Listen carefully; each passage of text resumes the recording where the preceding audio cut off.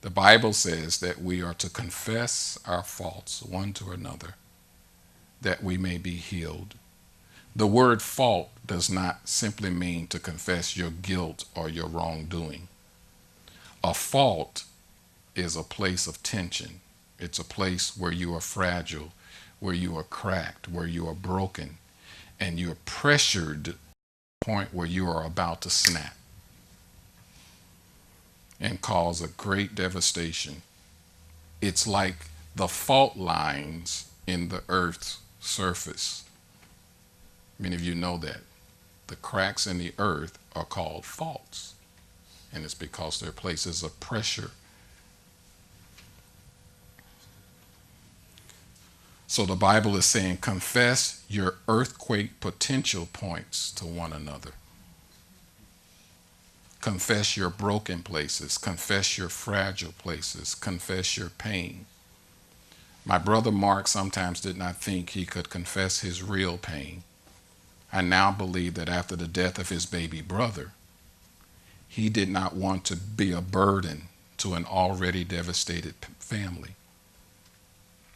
And many people are like that. We already got stuff going on in our family, so why do I need to talk about what I'm thinking and what I'm feeling? Mom and daddy in grief, mama, sisters and brothers in grief.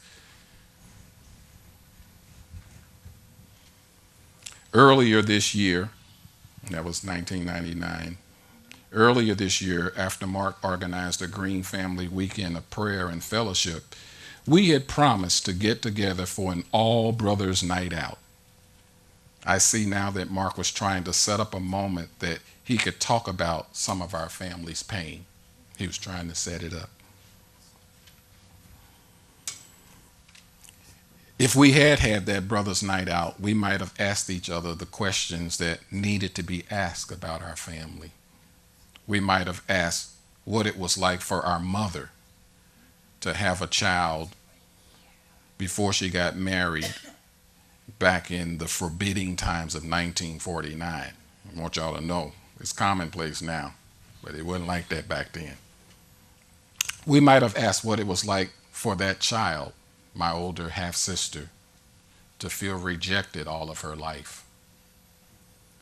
We might have asked Ray, our oldest brother, what it was like to live under the scrutiny and expectations to be perfect all the time. All of you firstborns, you know about that. We might have asked him what it was like for our sister-in-law, my brother's wife, and she happened to be the pastor's wife. We asked what it was like for her to live with the dark secret of abortion all those years before she disclosed it to the congregation. As you can see, Pastor Chris don't come from no perfect family, right? Sometimes it can look because she got on nice suits and tie and everything. Ain't nothing going on with them. We're not in Harrisburg because I come from no perfect family and come from a perfect life. And we got it all together, and so we came here to tell everybody else how to get it together. No.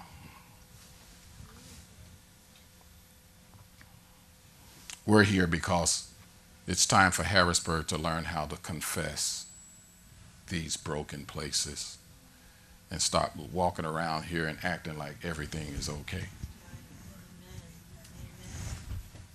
Because we'll never get healed that way.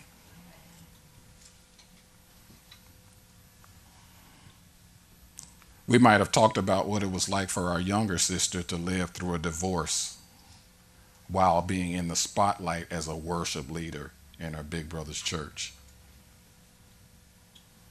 We might have asked my younger brother what it was like to be the youngest child, overlooked and left behind with hardly anyone around to partake in the special moments and events in his life. Played basketball, ran track, did all kinds of stuff, but his older brothers, everybody already out and gone. Nobody here to enjoy none of his moments. I could have told them what it was like for me to struggle with rage and murder and lust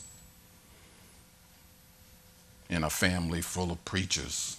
He said, Pastor Chris, yes. I got exposed to pornography in the 6th grade. gets that horrible grip on your heart and your life. Had a huge temper problem, tried to kill my sister. No, I don't mean figuratively. I mean, I picked up a brick and threw it at her head and barely missed. The brick shattered up against the doorpost when I missed it. Imagine what it would have done to her head if I had hit her. And I was mad that I missed. After I missed, then I got mad and started running after her. My only thought was, now I got to do it by hand. That was my only thought. Some of y'all looking at me like, you were like that? Yeah, I was like that.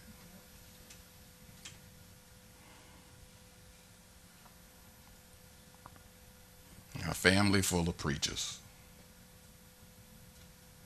We might have asked Mark about his pain, his fragile places, his point of an earthquake-like disaster.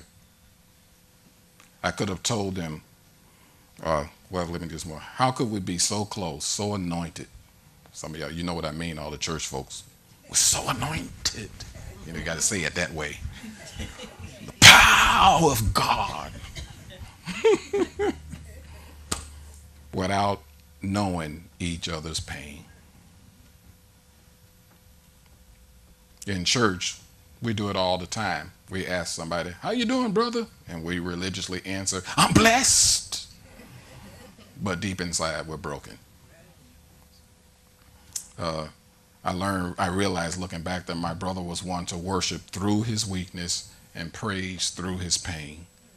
There was pain and brokenness that for many reasons he must have felt he could not confess.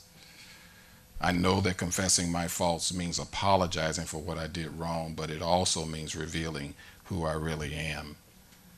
We all played a part in each other's inability and each other's unwillingness to go all the way with this.